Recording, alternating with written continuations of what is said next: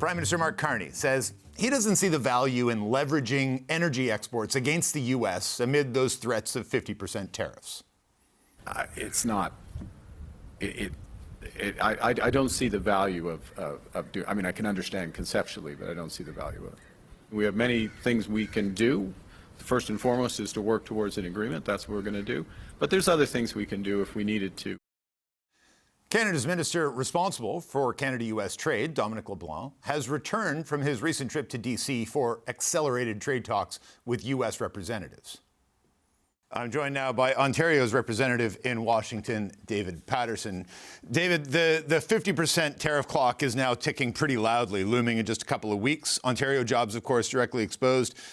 What's your level of concern? How concerned are you that this is actually going to go through? Well, of course, very concerned when you understand the application of that, should we not be able to avoid it. And so when you have these tariff threats, which sadly we become more and more used to seeing, you have some options. You can negotiate, you can litigate, or you can retaliate. And I think we had a lot of discussion early on about our options in terms of retaliation. But I think the good news here in the embassy in Washington is that it's a beehive of activity. We have all of Canada's best negotiators here. They are very active. They've been here all week.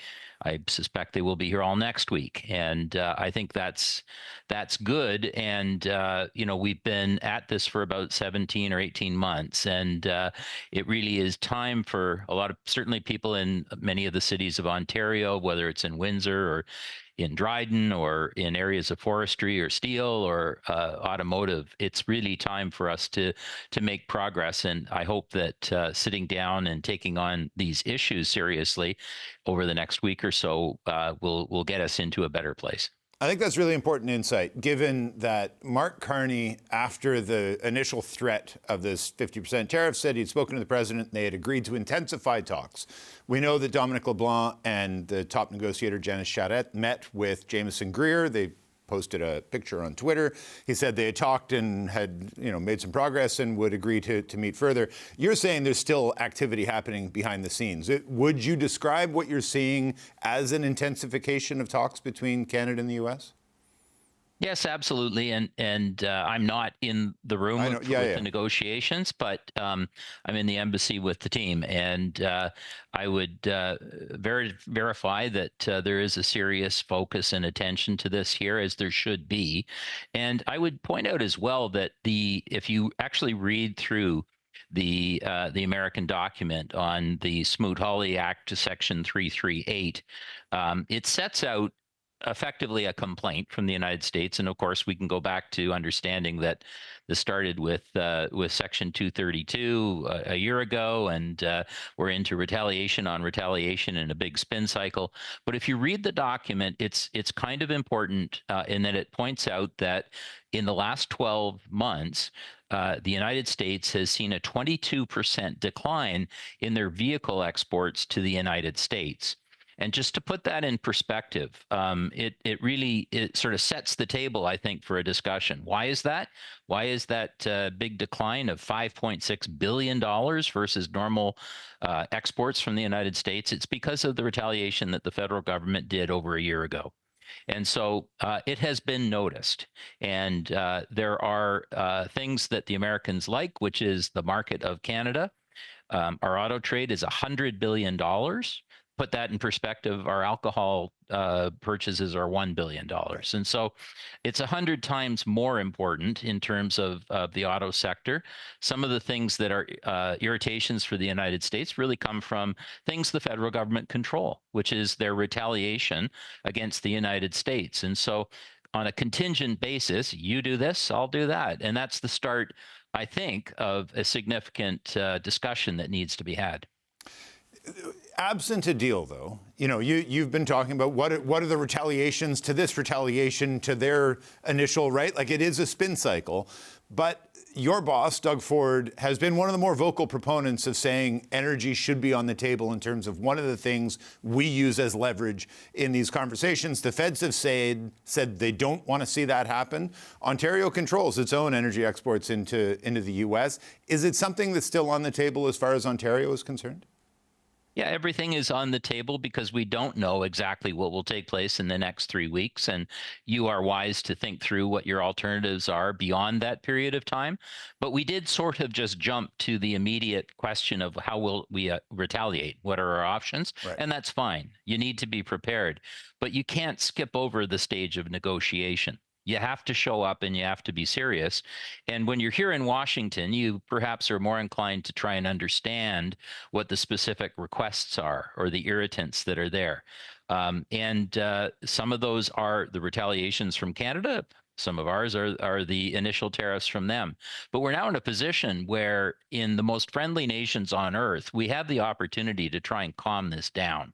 And I want to be 100% behind our Prime Minister and our federal team in having them take a good shot at that. Because if you're in the city of Hamilton or Sault Ste. Marie or in Oshawa or in Dryden, it matters. It's hurting. And so too is it hurting in the United States. If you think of the number of jobs that are lost because automobiles are being made in Korea and Japan and Mexico that used to be made in the United States to ship to Canada, but no longer are. 22% down. $5.6 billion is a lot of vehicles that the United States did not get to make for their biggest customer, Canada.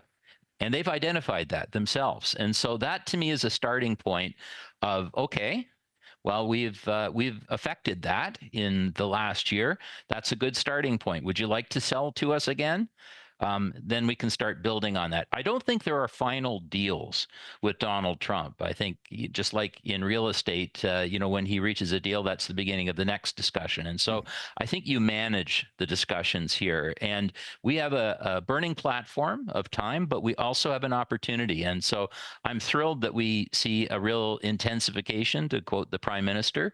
And I think that's called for and probably worth focusing on right now. I just want to make sure folks at home are following what you're saying about the auto tariffs, because the Americans imposed tariffs on auto and auto parts. Correct. Canada had the reciprocal tariffs. It was basically a deal that if you make so many in Canada, you could bring in that same number from the United States into Canada. You're saying that that is one of the big points of contention. And are you saying that there's an opening there that maybe we could back off of that and they could start to wind some of their tariffs down? Is that what you're saying? What I'm saying is, if you read what they put forward in the executive order, they point out that it is Canada's action in putting a tariff on incoming vehicles, which are reciprocal tariffs, and a remission program that is also somewhat punitive to vehicles. Ironically, the vehicles that are no longer coming to Canada are those that are made by companies like Nissan or Mercedes or BMW being made in the United States that would now pay a 25% tariff if they were to come into Canada over the last year.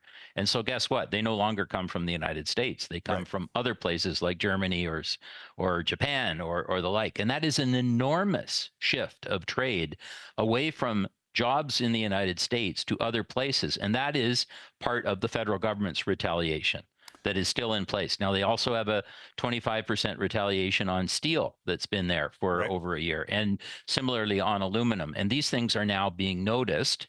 And to me, that's a starting point for a good discussion as they go forward. There's many other issues. It will be complicated, but I think it's important to put negotiation ahead of retaliation and ahead of litigation. I've been checking in with you probably monthly for the last 18 months, or just getting your sense really quickly before you go. Where are you in terms of how you felt at the beginning of this, how you felt 6 months ago? Are you more or less optimistic now than you were at the beginning of this last round?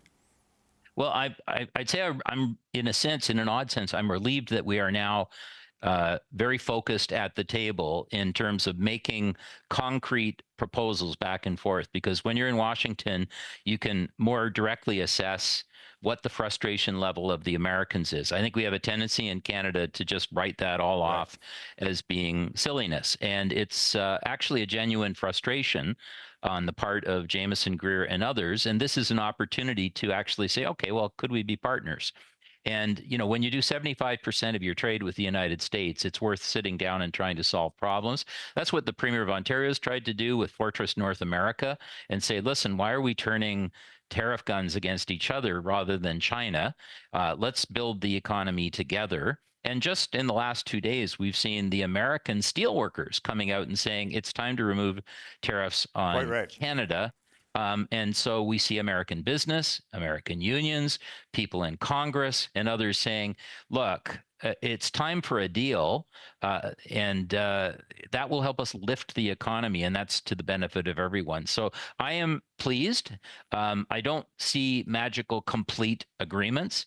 We're not really dealing with a USMCA discussion. We're dealing with a side agreement. Yep. We need to get through that. And I think what we can do is work towards a good bit of progress this year. And even Jameson Greer said, if we can do that, that's great. And then we can solve some additional problems next year. To me, that's life with Uncle. And we have to keep on doing it. All right, we're going to have to leave it there. But Ontario's representative to Washington, David Paterson, thank you for this. Appreciate it. Thanks, Peter.